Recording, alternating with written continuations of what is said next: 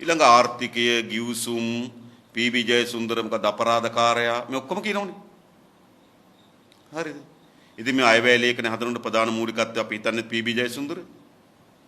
හරිද? ඊට පස්සේ ඔවුන්ගේ ප්‍රධානතම අර පී.බීගේ මුව හැමට තලන්නේ කට්ටියට කියන්න බැරි නිසා.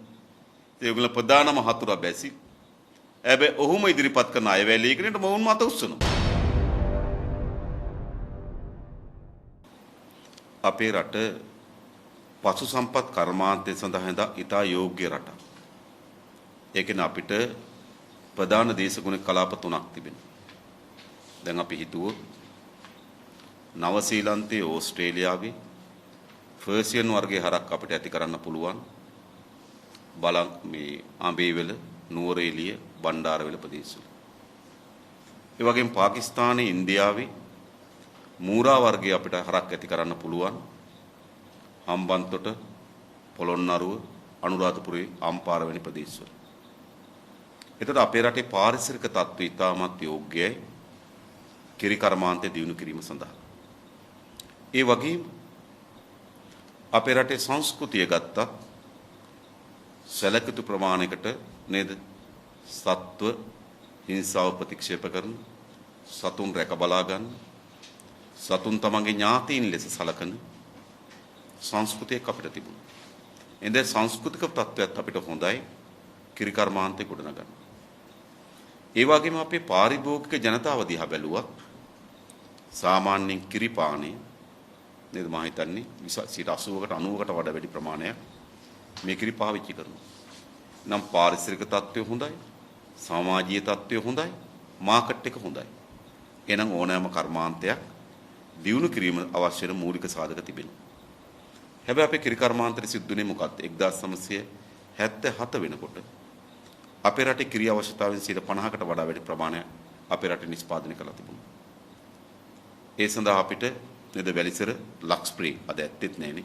කිරිපිටි කම්මලක් තිබුණා. අඹේවිල කිරිපිටි කම්මලක් තිබුණා. අපිට ඉතාමත් හොඳ සංවිධාන යාන්ත්‍රණයක් තිබුණා. මේ සියල්ල බිඳ වැටුවා. බිඳවත්තලා අද පිට රටින් කිරි ආනයනය කරන රාජ්‍යයක් මේගොල්ලෝ නිර්මාණය කරා. හැබැයි දැන් ආණ්ඩුව කියනවා නේද කිරිපිටි නැත කරලා මේක කරනවා කියලා. මේක එහෙම කරන්න බෑ. මොකද මේක ඇඳුම් ඉක්මනින් වැඩි කරන්න පුළුවන් නේද? බිල්ඩින් එකක් ගැවුවා, ෆැක්ටරි දැම්මා, මහාන ළමයි ටිකක් දැම්මා. අද හදන්නේ 10යි නම් හෙට 2000ක් හදන්න පුළුවන්. හැබැයි කිරි කර්මාන්තයේ ස්වභාවික ක්‍රියාවලියක් එක්ක ගැට ගිහිලා තිබෙනවා. සතෙක් බිහි කරන්න ඕන. බිහි කරන සතා ගැබ් ගන්න ඕන. එයා නැවත සතෙක් බිහි කරන්න ඕන. ඒතර මේක දීර්ඝ කාලීන සැලසුම් සහගත වැඩපිළිවෙලක ප්‍රතිඵලයක් අපි අත්පත් කරගත යුතුයි. හැබැයි මේ බලයටපත් වෙච්ච කිසිදු ආණ්ඩුවකට එවැනි සැලැස්මක් තිබුණේ නැහැ. 2005 දී අපි කුසකර්ම අමාත්‍ය ධූර දරනකොට අපේ රටේ කිරි නිෂ්පාදනය කරමින් තිබුණේ අවශ්‍යතාවයෙන් 17යි. අපි සැලැස්මක් ඇදුවා 2010 වෙනකොට අපේ රටේ කිරි අවශ්‍යතාවයෙන් 50 දක්වා මේ නිෂ්පාදනය වැඩි කරන්න. හැබැයි ඒක සැලසුම් සහගත සැලැස්මක් අපිට අවශ්‍යයි. කිරි වලින් අපේ රට ස්වයං පෝෂ්‍ය කරන්න. හැබැයි මේ පාලකයන් සියල්ල කඩාවට්ටලා දැන් අඬලා වැඩක් නැහැ. ඒගොල්ලෝ මේ දශක ගණනාවක් තිස්සේ රට පාලනය කළා, අනුගමනය කළාද ආර්ථික ප්‍රතිපත්ති ප්‍රතිවිපාක තමයි අද අපේ රටේ ජනතාව මුහුණ දෙමින් තිබෙන්නේ. ඒ නිසා මා දැක්ක බන්දුල ගුණවර්ධන කියලා තිබුණා ඩොලර් මිලියන 11ක් ඉල්ලුවා කියලා කිරිපිටි ආනයනය කරන්න. හැබැයි ලැබිලා තියෙන 1.1 කියනවා. ඒ කියන්නේ 10යි. ඒකෙන් පෙන්눔 කරන්නේ රටේ ජනතාවට අවශ්‍ය නේ කිරිවල විශාල හිගයක් ඇති වෙන බව. ආණ්ඩුව මෙවැනි තත්ත්වයන් වලදී විශාල සැරසිලි කරනවා මේ ජාතික දේශීය කිරි නිෂ්පාදනය වැඩි කරන්න තමයි මේවා කරන්න කියලා. නෑ. අද අපේ රටේ ආර්ථිකය ඇති වී තිබෙන අර්බුදයේ ප්‍රතිවිපාකයක් තමයි මේක තියෙන්නේ. අපි හිතනවා අපේ රට අපි සකස් කරපු වැඩ පිළිවෙලත් අපි යෝජනා කරලා තිබෙනවා. අපේ රට කිරි වලින් ස්වයං පෝෂ්‍ය කරන්න පුළුවන්. ඒකනේ පොරණල සම්බන්ධයෙන් නොයෙකුත් කටකතා අනුසාරයේදී අධිකරණ පිළිබඳව තියෙනවා මේක අපේ රටේ රටට ගෙවන්න කියන තීන්දුව. දැන් මේ ගෙවීමේදී දැන් ගෙවන්න ඕනේ කවුද? දැන් මේකට මේ ඉන්සියෝරන්ස් කරේ කවුද මේක මේ නෑ එකක් අධිකරණයෙන් එහෙම තීරණයක්. ඒ කියන්නේ දැන් ආයෙ ගෙනිනවනේ. ඔව් අධිකරණයෙන් එහෙම තීරණයක් ලබා දීලා නැහැ මා දන්න විදිහට. මොකද දැන් අපි ලක් පොහොර සමාගමයි කොමර්ෂල් පොහොර සමාගමයි LC එකක් විවෘත කරලා තිබෙනවා. LC එකක් විවෘත කරනවා කියලා කියන්නේ සමාගම් දෙක එතනින් පස්සේ ගනුදෙනුවෙන් එළියේ තියෙනවා. LC එකේ හරය තමයි අපේ රටේ මහජන බැංකුව එකඟ වෙනවා. එහි පොහොර වන කින්ඩාවෝ සමාගමේ බැංකුවට ඕගොල්ලෝ බය නැතුව බඩු එවන්න. මහජන බැංකුව කියනවා අපි වරායට බඩු ආපුවම ඕගොල්ලන්ට සල්ලි ඉවනවා. ඒක තමයි ණයවර ලිපියක් නිකුත් කිරීමෙන් ලැබෙන බලය. ණයවර ලිපියක් නිකුත් කරනවා කියන්නේ ගනුදෙනුවේ අවසන් සම්මුතිය.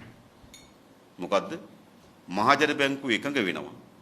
කින්ඩාවෝ සමාගමේ බැංකුවට ඔවුන් නියෝජනය කරන බැංකුවට ඕගොල්ලෝ බඩු එවන්න. වරායට බඩු ආවට පස්සේ අපි සල්ලි දෙන්න. ඒ සම්මුතියට ගිහිල්ලා ඉවරයි. ඒ නිසා පොහොර ගත්තත් නැතත් සල්ලි ගෙවන්න ඕන. මේක තමයි තා. මේකට අධිකරණ නියෝගයක් ඕනේ. ඒක තමයි බැංකු ක්‍රියාවලිය. ඇත්තටම සිද්ධ වුණේ බැංකුවට අධිකරණ නියෝගයක් දුන්නා සල්ලි ගෙවන්න එපා කියලා. බැංකුවට අධිකරණ නියෝගයක් තිබුණ නැත්නම් සල්ලි නිකම්ම නැව එනකොටම දෙනවා. ඒ නිසා මෙතන ගැටලුව තියෙන්නේ කුමක්ද? අපේ රටේ ඕනෑම භාණ්ඩයක් ආනයනය කිරීමේදී අපේ ප්‍රමිති ආයතන විසින් සකස් කළ ලද ප්‍රමිතීන් තියෙනවා. ඒතර අපි මෙතෙක් ආනයනය නොකරන ලද භාණ්ඩයක් ආනයනය කරනවා නම් ඒවට අපි නව ප්‍රමිතීන් හදනවා. එතකොට මේ කාබනික පොහොර ආනයන අපේ රට අලුත් දෙයක්. ඒ නිසා නව ප්‍රමිතීන් හැදුවා. ඒ වගේම අපේ රටේ කාබනික ද්‍රව්‍ය ආනයනය කරනවා නම් අපේ කොරන්ටයින් ආරක්ෂණ පනතට යටත් ඒ නිරෝධායන ක්‍රියාවලියක් තියෙනවා. එහෙනම් අපි LC එක විවෘත කරන්න කලින් ණයවර ලිපි විවෘත කරන්න කලින් සාම්පල් පරීක්ෂා කළ යුතු තිබුණා. මොකද අපි බඩු එන්න කියනවා, සල්ලි දෙන්නම් කියනවා, බඩු හොඳද කියන්නේ නැතුව බලන්න. මේක ජාත්‍යන්තර වෙළඳාමක් නෙවෙයි ඕගොල්ලෝ.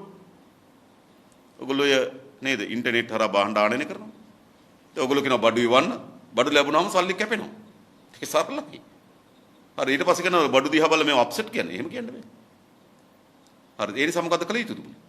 සාම්පල් පරීක්ෂා කළ යුතුද? ඉතින් සාම්පල් පරීක්ෂා කිරීමකින් තොරව ණයවර ලිපි නිකුත් කරේ කවුද? ඒකට නියෝග දුන්නේ කවුද? ඒ කඩිමුඩිය තිබ්බේ කාටද? ඒකයි වැදගත්. ඒ නිසා මේක කිසිසේත්ම මහජනයාගේ බදු මුදල් වලින් මහජනයාගේ බරක් පැටවෙන විදිහට නොගිය යුතු මුදලක්. එයි මේ රටේ කිසිදු පුරවැසියෙක් මේ ගනුදෙනුවට අහුල් නැහැ. මේ ගනුදෙනුවට අහුල් මහින්දානන්ද අලුත්ගමගේ සසේන්ද්‍ර රාජපක්ෂ පොහොර සංස්ථාවේ සභාපතිතුරු දෙන්න. මේ හතර දෙනාම දේශපාලකයෝ. මේ ගනුදෙනුවට අපි අහුල්. මේ ගනුදෙනුවට මේ රටේ පුරවැසියන් අහුල්. නිසා මේ රටේ පුරවැසියන්ගේ මහජනයාගේ ධනෙන් මේ වන්දි ගෙවන්න කිසිසේත්ම යුක්ති සහගත අයිතියක් නෑ. ඒ නිසා මේ වන්දිය ගෙවිය යුතු වන්නේ මේ වන්දි ගෙවීමේ අපරාධය කරන ලද මහින්දානන්දත් සසේන්ද්‍ර රාජපක්ෂත් පොහොර සංස්ථාවේ සභාපතිතුරු දෙන්න. ඒ නිසා අපි බල කරන්නේ එතෙන්ට මේ රටේ කිසිදු පුරවැසි තමන්ගේ බදු මුදල් මේ වංචාව වෙනුවෙන් හිලව් කිරීමට ඉඩ නොදිය යුතුයි. ඒගොල්ලෝ හොරකම් කරනවා. ඒගොල්ලෝ වංචා කරනවා. නේද? ජනතාවට බර දානවා. මේක කරන්න බෑ හැමදාම. ඒ නිසා මේක අනිවාර්යයි. මා කලින් කියන හතර දෙනා මේ වන්දිය ගෙවිය යුතුයි. මේ රටේ ජනතාව මේ වන්දිය නොගෙවිය යුතුයි. මේකට නිත්‍යානුකූල ක්‍රියාමාර්ගයක් ගන්න බැරිද? නිත්‍යානුකූල ක්‍රියාමාර්ගයක් නඩු දාලා හරි මොනවා හරි දැන් ඔය ඔබතුමාලා දාපු නඩුව වගේ එකක් දාන්න බැහැ. ඔව් අපි ඒක නීතිඥයන් එක්ක සාකච්ඡා කරන්න ඕන. ඉතින් අපි හැමදේම උසාවියට බාර දෙන්නත් ඕනේ. නේද? උසාවියට දෙනවා තව ගොඩක් වැඩ නේද? ඉතින් අපි ඒ සම්ප්‍රදායත් ඒ තරම් යහපත් සම්ප්‍රදායක් නෙවෙයි. මේ හැමදේම අන්තිමට උසාවියට බාර දෙන එක. නේද? හැමදේම බාර ගන්න ඕනේ මේ රටේ මහ ජනතාව. එනිසා මේ අපරාධ කරුවන්ට එරෙහිව ඉස්සරහට එන්න මහ ජනතාව. එනිසා ඇත්තට මේක විසඳිය යුතු වන්නේ අධිකරණ පද්ධතිය නෙවෙයි. නේද? මහ ජනතාවගේ අධිකරණ පද්ධතිය එකතු වෙලා තමයි. දැන් මේ වෙනකොට ආණ්ඩුවේ දෙදා යාමක් අපිට වෙනද ඊයම් දෙක වාස්තේලා එක්කාර සම්බන්ධ මලියවන්සතුමා ළමපෙවාට්ටා විතර කීප දෙනා මිත්‍රලා මේ පැසිමක් සංවිධානය කරලා තිබුණා. දැන් ඒක එහෙම වෙද්දී ඔබතුමාලගේ පක්ෂයේ අපි දැක්කත් දැන් ඔබිකාලේ පුරාවට දැන් ඒක එකතු වීම වගේ දේවල් අපි දකිනවා ප්‍රවණතාවයෙන් දකින ඔබතුමාලට මේකත් ඕනේ එකක් තමයි ආණ්ඩුව අතර රණ්ඩු තියෙනවා. හැබැයි තීරණාත්මක තැන් මොනවද? තීරණාත්මක තැන තමයි විසිරු සංශෝධනය සම්මත කර ගැනීමේදී කොච්චර රණ්ඩුව තිබ්බත් හැසිරුනේ කොහොමද? හැසිරුනේ පක්ෂව. ඉතින් ආණ්ඩුවට කිසි හානියක් නෑ. ඊළඟ ආර්ථිකය ගිවිසුම් පී.බී. ජයසුන්දර මොකද අපරාධකාරයා මේ ඔක්කොම කියනවනේ. හරිද? ඉතින් මේ අයවැය ලේඛන හදනකොට ප්‍රධාන මූලිකත්වය අපි හිතන්නේ පී.බී. ජයසුන්දර.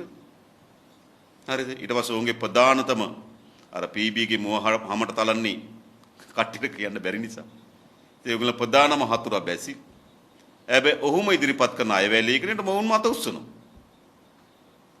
ඒ නිසා මම හිතන්නේ අර ඒ තරම් දේශපාලන නාඩගම්කාරී විගඩම්කාරී නේද? ඒ වගේ නම් අපි තරම් කාලය යවන්නත් ඕන. මම හිතනවා ඔයගොල්ලෝ මාධ්‍ය ආයතනත් ඒ ගැන ටිකක් සැලකිල්ලක් කරන්න.